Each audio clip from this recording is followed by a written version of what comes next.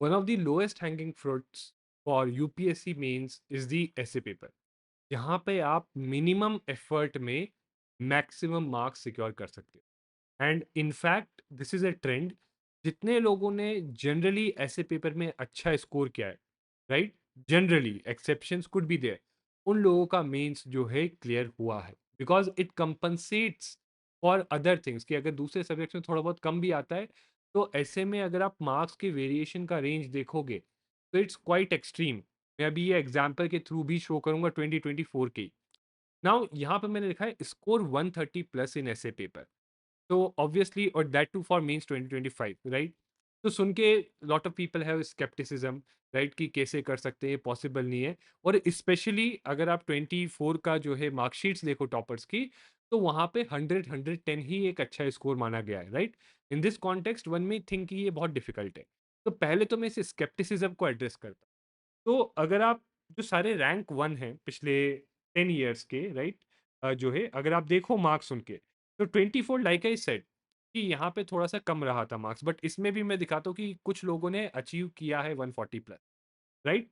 तो 24 में 100, 23 में भी थोड़े कम रहे 117, बट इस ईयर जो हाईएस्ट गए थे ऐसे में 165 गए थे, राइट। Average was 120। 22 में 137, 132, 134, 140, 133, 155, 142, 145, 160, 135। तो 2 साल को अगर एक्सेप्शन लें थोड़ा, एंड उसमें भी दूसरे लोगों ने सिक्योर किया है। फॉर एग्जाम्पल 24 में ही अगर हम बात करें, तो Harshita Goyal, she has secured second rank, right. तो इनकी सेकंड रैंक आई थी। अगर आप इनके मार्क्स देखो ऐसे पेपर में 144, ठीक है। It has compensated for this 117 marks in PSIR optional, और सेकंड रैंक आई है, राइट, बिकॉज ऑफ जस्ट ऐसे। क्योंकि सी दिस इज, अगर आप देखो टॉपर के मार्क्स से कंपेयर करो, इनका भी ऑप्शनल PSIR था, राइट, 132 147, यहाँ पे 117, तो मोर देन कंपनसेटेड, 44 मार्क्स का डिफरेंस, राइट। तो ऐसा नहीं है कि इस साल कमाए, yes I agree with that, but that does not mean कि अगले साल भी ऐसा ही रहेगा, या दैट डज नॉट मीन कि आपको इसमें एफर्ट नहीं डालना चाहिए। इट ओनली मीन्स कि इस बार हमने देखा है लोगों के 80s 90s में मार्क्स आए, 110 120 जो ला रहे हैं उन लोगों का अच्छे से आराम से नाम आ रहा है लिस्ट में, ओके। तो इट मीन्स कि आप ऐसे पेपर में कम एफर्ट में ज्यादा मार्क्स सिक्योर कर सकते हो compare to other GS papers और even your optional papers. But biggest irony of this preparation is कि ज्यादातर लोग इस पेपर को नेग्लेक्ट या इग्नोर करके जाते हैं, या फिर बहुत ही कुछ लोग तो ऐसे भी होते हैं जो बिना प्रैक्टिस के, बिना एक भी ऐसे लिखे मेंस देते हैं, राइट। कुछ लोग होते हैं जो थोड़ी बहुत प्रैक्टिस करते हैं, बट वो स्ट्रक्चर्ड और प्रॉपर प्रैक्टिस होती ही नहीं है। जस्ट कुछ ऐसेज लिख लिया and they feel okay that's good enough. कुछ लोग ऐसेज लिखते हैं, थोड़ा इवेलुएट कराते हैं, but again there is no structure to it, right. There has to be a method to get 130 plus marks. And आज हम उसी चीज की बात करेंगे कि क्या चीजें अपार्ट फ्रॉम प्रैक्टिसिंग एसेज आप कर सकते हो, राइट, दैट कुड इंश्योर कि आप 130 स्कोर करो ऐसे पेपर में। और एक और मार्कशीट में यहाँ पे दिखाना चाहता हूँ। सो ऐसे में 57 आए। अगर आप इनके मार्क्स देखोगे बाकी दूसरे सारे पेपर्स में, राइट, 24 की मार्कशीट है, नॉट रिकमेंडेड। बाकी अगर ऐसे और इंटरव्यू थोड़ा सा, मतलब अगर एवरेज मार्क्स भी आते, this person would be in top 10 ranks, right. ये पर्सन टॉप 10 रैंक्स में हो सकता है ना। ये कोई ऐसा सेंसेशनलाइज या आपको वो करने के लिए नहीं है, बट आपको जस्ट अवेयर करने के लिए कि एटलीस्ट ऐसे में आप कोशिश करो। देखो GS 1 2 3 4 में अगर एवरेज भी आते हैं, not a big difference, because GS 1 2 3 4 में एक्सेप्शनल मार्क्स और एवरेज मार्क्स ज़्यादा डिफरेंस नहीं है ओवरऑल, अगर आप टोटल करते हो, स्पेशली 1 2 3 में। 4 में फिर भी ज़्यादा डिफरेंस होता है, एथिक्स में डिफरेंस होता है। 1 2 3 का अगर आप टोटल करते हो तो एवरेज और एक्सेप्शनल में ज़्यादा डिफरेंस नहीं है। बट GS 4 एथिक्स जो है और ऐसे, उसमें बहुत ज़्यादा डिफरेंस होता है आपके एवरेज और एक्सेप्शनल या गुड मार्क्स में।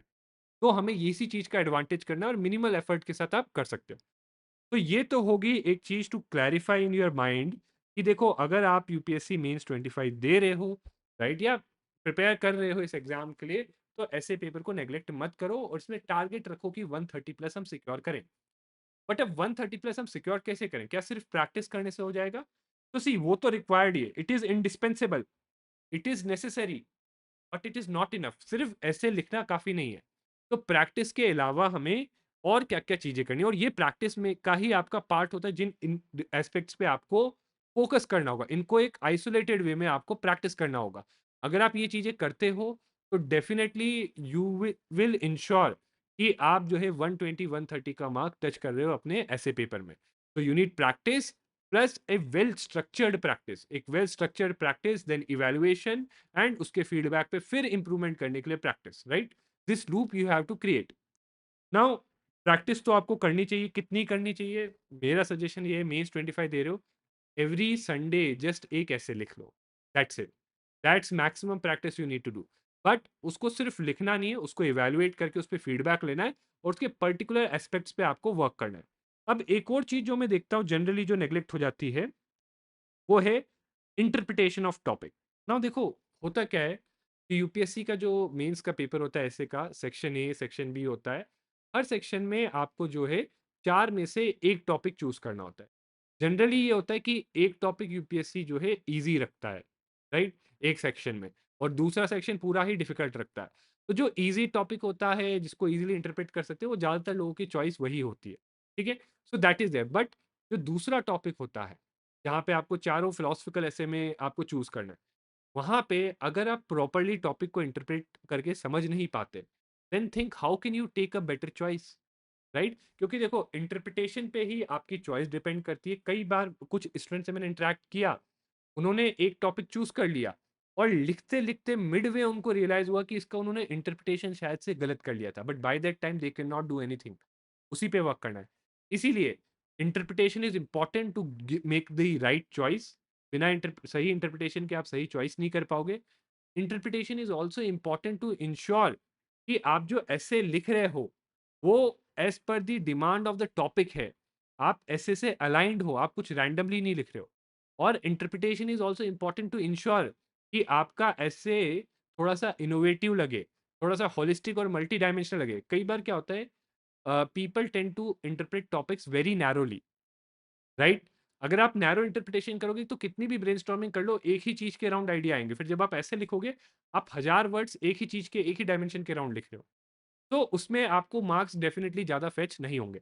सबसे पहली चीज, interpretation of topic should be accurate and multi dimensional, right? दूसरी चीज क्या है कि ब्रेनस्टॉर्मिंग। नाउ ब्रेनस्टॉर्मिंग में क्या होता है कि हमारे पास कुछ टूल्स है, जैसे पेस्टल बहुत कॉमन है, हर कोई उसको अप्लाई करता है। But what you don't realise is there are many other tools for brainstorming, many other frameworks to brainstorming. और ऐसा नहीं कि वो फिक्स होते हैं, जैसे टेम्पोरल होता है, टाइम के अक्रॉस, एंशियंट, मिडिवल, राइट, आपका हो गया मॉडर्न हिस्ट्री हो गया, या इवोल्यूशनरी, पास्ट प्रेजेंट फ्यूचर। और हर टाइप का जो फ्रेमवर्क है, वो डिफरेंट चीज के लिए यूज हो सकता है। जैसे एंशियंट, मिडिवल और मॉडर्न जो फ्रेमवर्क है, वो जनरली आपका एग्जाम्पल्स डिराइव करने के लिए यूज होता है। ठीक है, PESTLE generally broad framework derive करने के लिए होता है। विद इन पेस्टल आप क्वेश्चंस यूज कर सकते हो to build arguments, what, why, when, where, how, right? So there are multiple brainstorming tools. हर एक पर्टिकुलर जो है फ्रेमवर्क का पर्टिकुलर यूटिलिटी होता है, और उनको अगर आप प्रैक्टिस करते हो, कंबाइन करके यूज करना समझ जाते हो, तो ट्रस्ट मी, आपके लिए ब्रेनस्टॉर्मिंग एक पीस ऑफ केक होगा, और आप डाइवर्सिटी और डेप्थ के साथ पॉइंट्स ब्रेनस्टॉर्म कर पाओगे, राइट? दीज आर टू और थ्री इथिकल फ्रेमवर्क्स होते हैं। ठीक है, नॉर्मेटिव हो गया आपका, राइट, वर्च्यू एथिक्स हो गया, these you can use, right, environmental ethics हो गया। या फिर इसके अलावा जो है आपका argument, counter argument is another framework. Okay, so बहुत सारे ब्रेनस्टॉर्मिंग टूल्स एंड फ्रेमवर्क्स है। हर एक टूल एक फ्रेमवर्क का जो है पर्टिकुलर यूटिलिटी है। You should know those. आपको उसको यूटिलाइज करना चाहिए, पीवाईक्यूज पे प्रैक्टिस करना चाहिए, और फिर उनको कंबाइन करना जो है सीखना चाहिए। अगर आप ये कर लेते हो, तो आप ऐसे में डाइवर्स और डेप्थ के साथ कंटेंट डाल सकते हो, विच वुड इंश्योर कि आपका ऐसे में आप अच्छे मार्क्स सिक्योर करो। एक और चीज़ है कि जब मान लो आपने ब्रेनस्टॉर्म किए, बहुत सारे पॉइंट्स ब्रेनस्टॉर्म कर लिए, ना एक चैलेंज क्या आता है कि जब हमने बहुत सारे पॉइंट्स ब्रेनस्टॉर्म कर लेते हैं, अब उनको एक लॉजिकली कोहेरेंट स्ट्रक्चर में कैसे अरेंज करें, राइट, कैसे ऑर्गेनाइज करें, कैसे एक अच्छी स्टोरी बनाए उसके अराउंड, कैसे इंट्रोडक्शन में जो चीज़ है उसको कंक्लूजन से लिंक करें। तो these are all the things that जो करनी होती है आपको एग्जाम में। बट जनरली होता क्या है कि जब एग्जाम में आपके ऊपर टाइम प्रेशर होता है, और अगर ये पहले से प्रैक्टिस नहीं किया है, you don't have preset ways of structuring, right? तो एग्जाम में क्या होता है, आप एक रैंडम, मतलब जो एक सरफेस लेवल का स्ट्रक्चरिंग कर लेते हो ब्रॉड लेवल पे, फिर आप ऐसे लिखना शुरू करते हो। लिखते-लिखते कई बार याद आता है बीच में कि यार ये पॉइंट मेरा स्किप हो गया। अब आगे तो आप उसे इंसर्ट करोगे तो लॉजिकली कोहेरेंट वे में तो नहीं आएगा, रैंडम आएगा, बट आपको अब पता है कि भई कंटेंट अच्छा है, तो आप इंसर्ट करते हो and that disturbs the flow of your एसे। तो इसलिए आपको चीज़ों को अच्छे से स्ट्रक्चर और ऑर्गेनाइज़ करना आना चाहिए। उसके लिए भी कुछ लॉजिकल टूल्स है स्ट्रक्चरिंग के, right? There are ways to go about it and कैसे इंट्रोडक्शंस आप फॉर्म कर सकते हो, कैसे कंक्लूजन कर सकते हो, कैसे लिंक कर सकते हो उनको। राइट? एंड देखो ये टूल्स और ये सब जानना तो एक पार्ट है, बट इनको प्रैक्टिस करना ज़्यादा इंपॉर्टेंट है, specially on UPSC PYQs itself, particularly philosophical PYQs पे। नाउ एक और चीज होती है कि आपको जो आर्ग्यूमेंट्स लिखते हो, अगर आप कुछ बोल रहे हो कि ये जस्टिफाई कर रहे हो, you are making an argument in an essay, right? It's a reasoned argument. तो आपका आर्ग्यूमेंट इंप्रेशनेबल और वेल प्रेजेंटेड होना चाहिए। मतलब एग्जामिनर को आर्ग्यूमेंट देख के जो है, there should be a hook to every argument, right? या फिर जो आर्ग्यूमेंट का कॉन्टेक्स्ट है, ऐसा नहीं होना चाहिए कि आपने, for example there is a topic, simplicity is ultimate sophistication. Now आपने एग्जाम्पल ही दे दिया, आपने आर्ग्यूमेंट में क्या किया, सीधा एग्जाम्पल दिया without explaining what simplicity means in different ways, what sophistication means in different ways. जैसे आपने एग्जाम्पल, एक पर्सन ने दिया एग्जाम्पल, सीधा simplicity is ultimate sophistication, we can see with the example of the minimalist brand, जिसको अभी HUL ने acquire किया इतने इतने में, इट फॉलोड दिस। ये एक तरीका है। बट यहाँ पे आपने एग्जाम्पल दिया है, आपने सब्सटैंशिएशन किया है, बट आपका मेन आर्ग्यूमेंट तो इलैबोरेटेड ही नहीं है। आपने बताया ही नहीं यहाँ पे सिंप्लिसिटी क्या चीज़ थी, सोफिस्टिकेशन क्या थी उस ब्रांड की, राइट? सो देखो, जो फर्स्ट टाइप का आर्गुमेंट यहाँ सिर्फ आप एग्जाम्पल दे रहे हो, जनरली ज़्यादातर लोग यही करते हैं, ऐसे में एग्जाम्पल एग्जाम्पल एग्जाम्पल एग्जाम्पल दे देते हैं, but they are not actually making an argument, they are just giving examples. जबकि मेकिंग एन आर्ग्यूमेंट मीन्स कि आप एग्जाम्पल में इलस्ट्रेट करो कि कैसे आपके ऐसे का पॉइंट आ रहा है। और कई बार आर्ग्यूमेंट्स में जनरली होता क्या है कि लोग जो है हमेशा कंस्ट्रेंट हो जाते हैं to what is given in the topic, right? But what they don't realise is there could also be counter arguments. For example sometimes sophisticated things can be complicated, right? तो ये आर्ग्यूमेंट भी आपके दिमाग में आना चाहिए और उसको फिर आप एलैबोरेट करो, एग्जाम्पल के थ्रू इलस्ट्रेट करो, पूरा एक्सप्लेन करो। और देखो जब आप ऐसे करोगे ना किसी भी टॉपिक पे कि आपको एग्जाम्पल को एज एन आर्ग्यूमेंट जो है इलस्ट्रेट करना है, तो आपके लिए 1000 1200 वर्ड्स लिखना बहुत आसान होगा, चाहे वो फिलोसफिकल ऐसे भी हो। प्रॉब्लम यही होती है फिलोसफिकल ऐसे में कि हम लोगों के पास, हमें जीएस में लिखने की आदत है टू द पॉइंट, राइट? ज़्यादा डिटेल एक्सप्लेनेशन नहीं करते या इलस्ट्रेट नहीं करते चीज़ों को, क्योंकि वहाँ पे वर्ड स्पेस नहीं होता। बट ऐसे पेपर इज डिफरेंट, वहाँ पे आपको चीज़ों को इलस्ट्रेट करना है, बताना है, राइट? तो दैट्स व्हाई वहाँ पे आपके आर्ग्यूमेंट्स प्रॉपर्ली फ्रेम्ड होने चाहिए, प्रेजेंटेड होने चाहिए। दे शुड, सिर्फ एग्जाम्पल से सब्सटैंशिएट नहीं करना है, बट इलस्ट्रेट करना है आपको, कि दिखाना है एग्जाम्पल में कैसे ये पॉइंट रिफ्लेक्ट होता है, राइट? That is there. और ये सारी चीजें जो अभी तक मैंने बोली अपार्ट फ्रॉम प्रैक्टिस, ये सारी चीजें, ऐसा नहीं होगा कि आप ओवरऑल ऐसे लिख रहे हो और बस ऐसे लिखा, ओवरऑल फीडबैक मिल गया कंटेंट पे। फीडबैक जनरली मिलता है कंटेंट पे, right? But structuring, presentation, brainstorming, introduction, इन पे आपको प्रॉपर फीडबैक नहीं मिलता। तो ये सारी चीजें आपको आइसोलेटेड वे में प्रैक्टिस करनी पड़ेगी पीवाईक्यू टॉपिक्स पे। Okay, so these are the additional things you need to do apart from practice to ensure कि आप 130 के स्कोर को रीच कर पाओ। नाउ एक लॉजिकल क्वेश्चन आपका आएगा, ठीक है सर ये सब कर लेंगे, but what about content, right? Content का क्या करें? सी मेरा सिंपल कहना है कि कंटेंट में अगर आपके पास जो एग्जिस्टिंग कंटेंट है, वही अगर आप अच्छे से यूज नहीं कर पा रहे हो, तो आप और ऐसे का बुकलेट पढ़ लो, कंटेंट एक्वायर कर लो। How are you going to use it? तो पहला स्टेप आपका ये होना चाहिए कि आपके पास जो कंटेंट है उसको अच्छे से यूज करना सीखो एक ऐसे में। उसके थ्रू एक अच्छा ऐसे लिखने के लिए ट्राई करो on the PYQ topics. Once you are done with that, तब आप खुद रियलाइज कर लोगे कि ज्यादा कंटेंट की जरूरत नहीं है, it's more about practicing, right? But फिर भी अगर लगता है तो उसके बाद आप कंटेंट बिल्डिंग पे करो, रादर देन दी रिवर्स अप्रोच की पहले मेरे पास कंटेंट हो जाए फिर मैं ऐसे लिखूं। तो ऐसे में आपका जो है लिखने वाला, प्रैक्टिस वाला पार्ट और एप्लीकेशन वाला पार्ट डिले होता रहता है, प्रोक्रेस्टिनेट होता रहता है, राइट? That is there. तो these were some of the key things जो आपको दिमाग में रखनी चाहिए अगर आपको ऐसे पेपर, आप मेंस 25 दे रहे हो या जनरली यूपीएससी के लिए तैयारी कर रहे हो।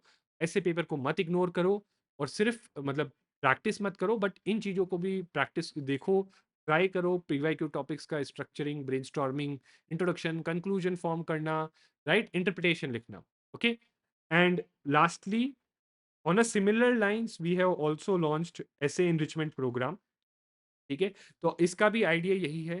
ठीक है, ये आप खुद से कर लो या इस प्रोग्राम में I would be taking it up, right, myself I have also got 155 138 score in the essay paper, although it was in 2016-17, but again the idea was कि उस टाइम भी ये टूल्स यूजफुल थे। आज की date में भी जो है इस प्रोग्राम में हम पीवाईक्यू टॉपर्स की कॉपीज देखेंगे कि जिन्होंने 144 स्कोर किया, जिन्होंने ये किया, उनकी कॉपीज में उन्होंने क्या लिखा था, किस तरीके से लिखा था, प्रेजेंटेशन कैसे की थी, what fetch them marks. Again कोई एक one size fit all formula नहीं है, बट देखो there is definitely different things, but कुछ चीजें ऐसी हैं जो स्टैंडर्डाइज्ड आप रिफ्लेक्ट करती हैं हर टॉपर की कॉपी में। जैसे डाइवर्सिटी है, अगर आपके ऐसे में डाइवर्सिटी आपको अच्छे मार्क्स मिलेंगे। अगर आपके आर्ग्यूमेंट्स प्रॉपर्ली इलस्ट्रेटेड है आपको अच्छे मार्क्स मिलेंगे।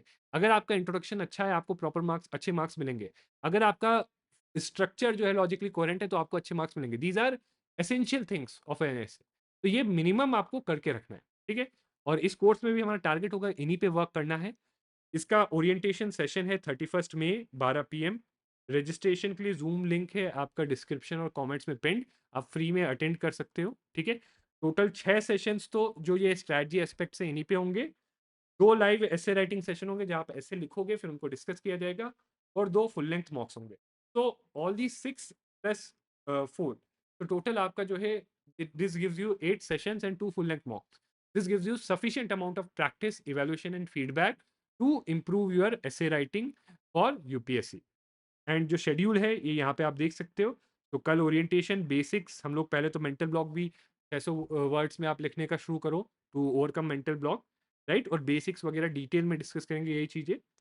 फिर इंटरप्रिटेशन पे डिस्कस करेंगे, फिर ब्रेनस्टॉर्मिंग, फिर स्ट्रक्चर, फिर इंट्रोडक्शन, कंक्लूजन, एंड फिर आर्ग्यूमेंट्स, कैसे आर्ग्यूमेंट्स को आप स्ट्रॉन्ग गेट बैलेंस्ड बना सकते हो, पर्सपेक्टिव्स को प्रॉपरली आप बता सकते हो, दैट वी विल डिस्कस। और इसमें सिर्फ डिस्कस नहीं करेंगे, एक्चुअली ये सारी चीज़ें प्रैक्टिस, जैसे इंट्रोडक्शन कंक्लूजन, तो हम पीवाई की उठा के 2 इंट्रोडक्शन 2 कंक्लूजन प्रैक्टिस करेंगे। आप भी लिखोगे, मैं भी लिखूंगा, फिर उसको डिस्कस करेंगे, क्योंकि कोई चीज़ मैं बता रहा हूँ बट करने से ज़्यादा ईजिली समझ में आती है। ठीक है, same goes for structuring coherent. जो स्ट्रक्चर बनाया है तो कुछ टॉपिक्स पे हम ब्रेनस्टॉर्म करके स्ट्रक्चर करेंगे। ब्रेनस्टॉर्मिंग में भी सेम, सिर्फ चीज़ें पढ़ेंगे नहीं, समझेंगे नहीं, उनको करेंगे भी। Once you are done with that, फिर आप जो है लाइव ऐसे राइटिंग एंड डिस्कशन होगा, और फिर full length mock test, right? This is the tentative timetable, right? This is for the first batch, right? And you can join it anytime, recordings भी available रहेंगी। अगर आपको you are interested in joining, तो आप please इस orientation session में register करो, right, register here and therefore you can join this. यहाँ से आप ओपन सेशन अटेंड करके उसके बाद आप ज्वाइन कर सकते हो। ओके, तो दैट इज़ देयर। तो thank you very much and see you again next time. And अगर ये वीडियो आपको अच्छा लगा है तो please do like, share and subscribe to our YouTube channel. And कोई भी सजेशन है, कोई भी प्रॉब्लम है, कोई भी if there is any issue that you are facing and you want to connect with our faculties, you can just drop a message in the comments and we will reach out to you. So thank you very much and see you again next time.